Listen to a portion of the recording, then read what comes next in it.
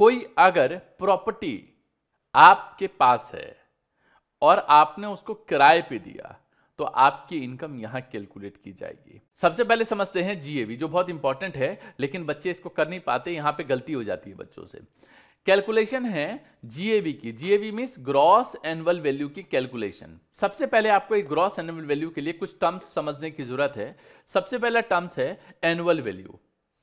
Capacity of a property to earn income. सबकी annual value होती है। एक प्रॉपर्टी है, उसका किराया मान लो आपके एरिया में 15,000 है, वही अगर किसी और अच्छे एरिया में चला जाए तो 25,000 है। प्रॉपर्टी वही है, जगह वही है, जगह उतनी ही है, लेकिन उसका किराया हो सकता है कि आपके एरिया में कुछ और हो, किसी और के एरिया में क्या हो। तो कैपेसिटी क्या हो उस प्रॉपर्टी की इनकम अर्न करने की, दिस इज एनुअल वैल्यू।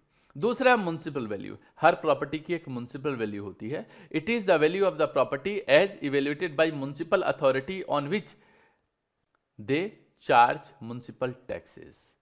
सब प्रॉपर्टी की एक म्युनिसिपल वैल्यू होती है जिस पे वो टैक्स चार्ज करते हैं, उसको बोलते हैं म्युनिसिपल वैल्यू। सर ये क्वेश्चन में गिवन होगा, अभी आगे चल के बात करूंगा मैं आपसे। आगे फेयर रेंट।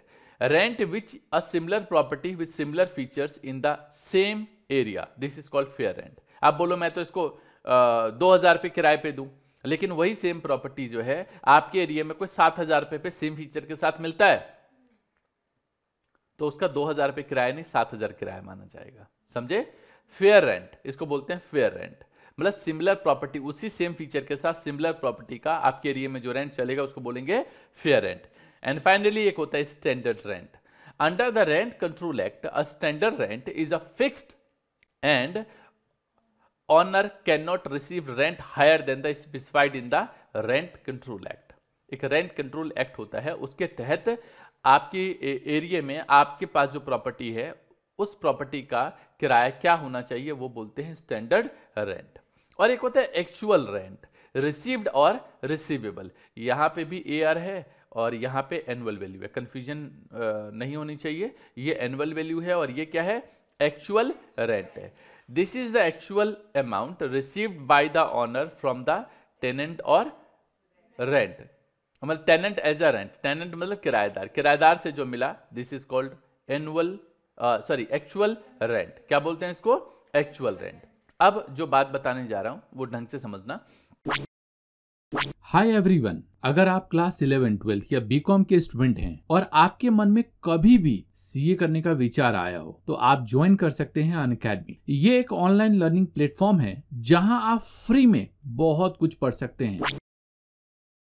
अनअकैडमी ज्वाइन करने का मेरा मेन रीज़न ये था कि मुझे वहाँ पे एक तो टीचर को पढ़ाने का वे बहुत अच्छा लगा, और वहाँ पे हमारे पास हमें किसी एक टीचर पे डिपेंड कभी नहीं होना पड़ा कि अगर हमें उनसे ही पढ़ना है तो उन्हीं से पढ़ना। हमें अगर टीचर को स्विच करना पड़े, हमें किसी और टीचर से बैच अच्छा लगे पढ़ना, तो हम उनके पास जा सकते हैं पढ़ने के लिए।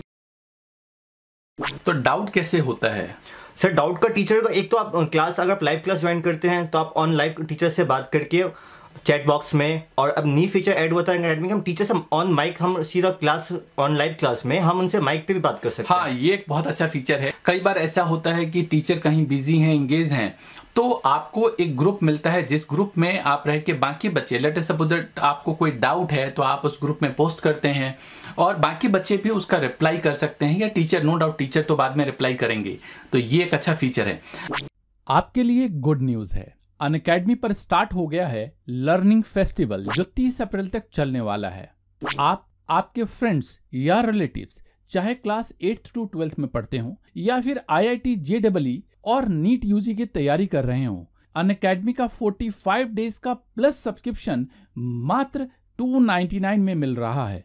ये अमाउंट एक दिन के फास्ट फूड की पार्टी से भी कम है। इस प्लस सब्सक्रिप्शन में आपको मिलता है live classes with top educators, 24/7 doubt solving, guidance for CBSE board preparation and personalised academic counselling. और हाँ, एक और बात, अगर आप सब्सक्रिप्शन के टाइम मेरा कोड VIJAY2022 यूज करते हैं तो आपको 20% का एक्स्ट्रा डिस्काउंट मिलेगा। तो है ना मजेदार? तो देर किस बात की, नीचे डिस्क्रिप्शन में जाएं, सब्सक्रिप्शन लिंक पर क्लिक करें, subscribe now and get this golden opportunity. Calculate कैसे करते हैं, गोल्डन रूल बता रहा हूं। ये जो तरीका है, दिस इज गोल्डन रूल। जी, गोल्डन रूल इसलिए कह रहा हूं क्योंकि डायरेक्टली आप अपनी बुक में देखेंगे तो इस तरीके से नहीं गिवन है, लेकिन जो यहां पे बता रहे हैं हम आपको, वो ऐसा तरीका बता रहे हैं कि किसी भी क्वेश्चन में ये जो जीएवी की कैलकुलेशन है वो आसान बना देता है। इस तरीके से क्या करेंगे, फेयर रेंट और म्युनिसिपल वैल्यू दे रखी होगी, इन दोनों में से जो भी हायर होगा वो ले लेंगे।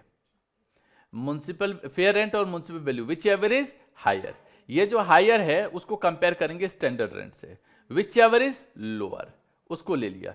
जो ये आया इसको बोलेंगे एक्सपेक्टेड रेंट। तो एक्सपेक्टेड रेंट क्या होता है, फेयर रेंट और municipal value whichever is higher, higher and standard rent whichever is lower, ये जो आएगा उसको बोलेंगे एक्सपेक्टेड रेंट।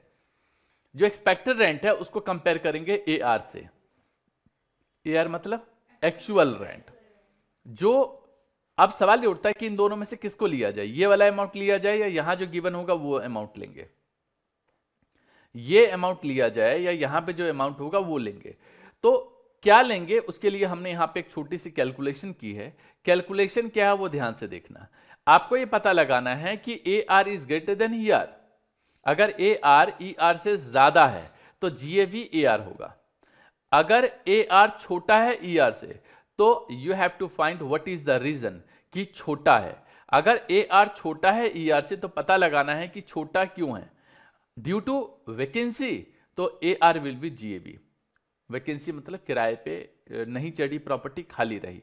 और अदर रीजन तो E R will be GAB. कोई और रीजन की वजह से प्रॉपर्टी खाली रही, जैसे वो खुद रह लिया, मान लो प्रॉपर्टी में खाली करवा दिया, उसने कहा मैं रहूंगा, तो उस केस में होगा तो जीएबी ईआर होगा। और भी कंडीशंस होती हैं बट ये बेसिक कंडीशन थी। एफ आर और MB whichever is higher, higher N S R whichever is lower, lower N A R compare करेंगे। अगर A R is greater than E R तो GAB A R होगा। और अगर A are छोटा है ई R से लेकिन वैकेंसी की वजह से है तो भी ए आर जीएबी होगा। जीएबी में मतलब ग्रॉस एनुअल वैल्यू। और अगर किसी और रीजन से है तो E R will be GAV. क्या होगा, E R will be GAV. Okay, now A R means actual rent received और receivable. F R means when fair rent is not given. कई बार होता है कि फेयर रेंट गिवन नहीं होता तो पूरे साल का, मतलब पूरे साल का रेंट जो है। एफ आर अगर गिवन नहीं है, क्या गिवन नहीं है जी, एफ आर नहीं है गिवन, तो आप क्या करेंगे, जो पूरे साल का जो पर मंथ रेंट है उसको 12 से मल्टीप्लाई कर दोगे और जो आएगा उसको फेयर रेंट मानोगे। समझ गए।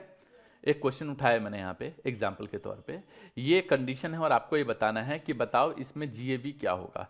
अभी नोट नहीं करना, सिर्फ चीज़ों को समझो और अभी देखना है आपको कि कैलकुलेशन कैसे हम लोग कैलकुलेट करते हैं। पहले लेके चलते हैं फर्स्ट वाला पार्ट में। फर्स्ट वाले पार्ट में मैंने कहा आपको कंपेयर करना है और पता लगाना है कि कौन सी कंडीशन अप्लाई होगी। 24,000 और मार्केट वैल्यू, फेयर रेंट और market value whichever is higher, 24,000। 24,000 and S R not applicable. तो नॉट एप्लीकेबल है तो जो हाथ में पड़ा है ना वही रख लो। तो हाथ में क्या आपके 24,000, तो वही ले लो 24,000। 24,000 इज ई आर, क्या बोलते हैं इसको, E R, expected rent.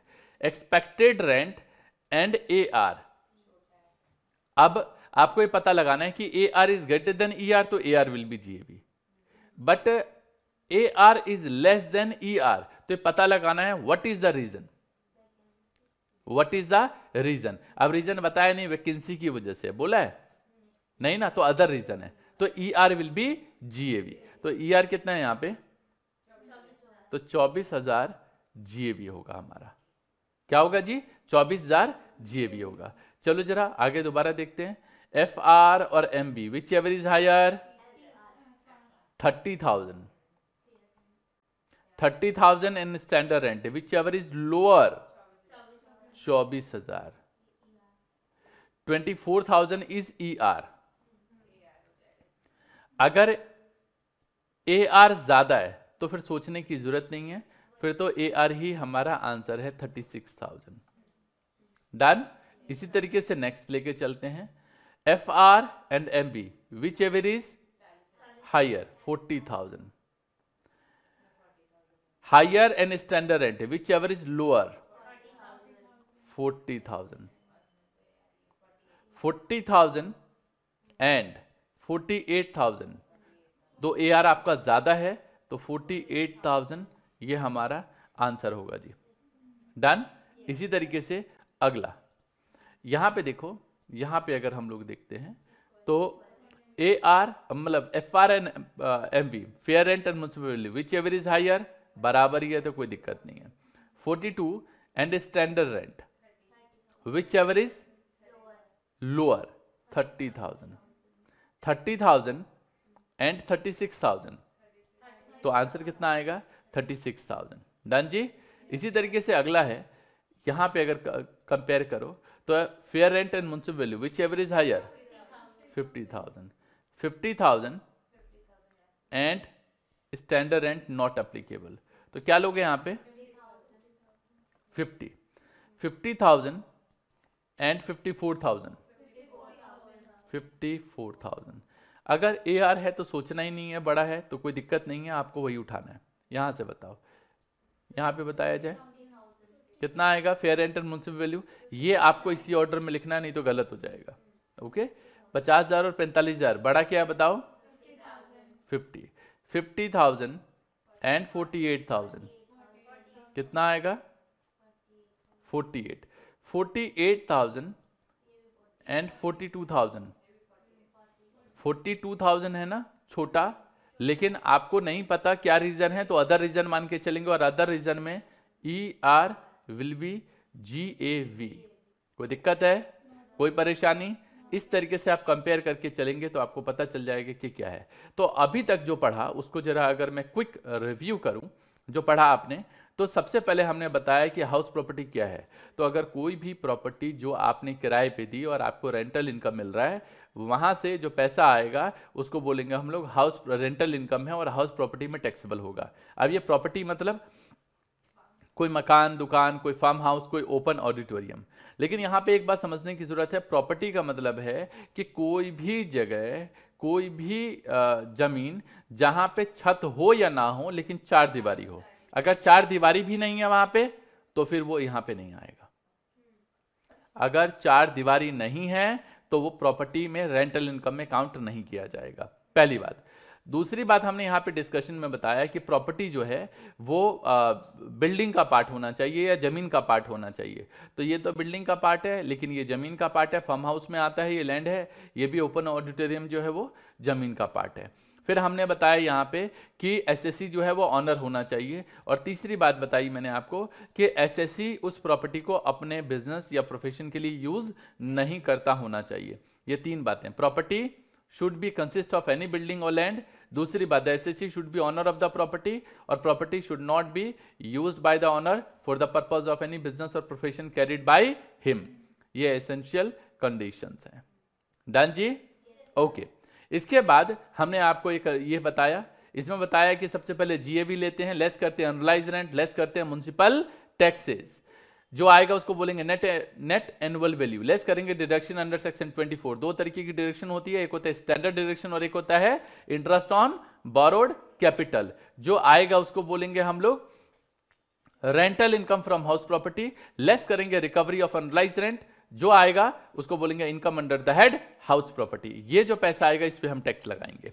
Okay जी, क्लियर है? और उसके बाद एक बात बताई मैंने आपको कि GAV कैसे कैलकुलेट करते हैं, सिर्फ अभी GAV कैलकुलेट करना सिखाया है। दो कैलकुलेशन हो रहा है यहाँ पे और कुछ कंडीशंस हैं, वो कंडीशन हम पढ़ेंगे।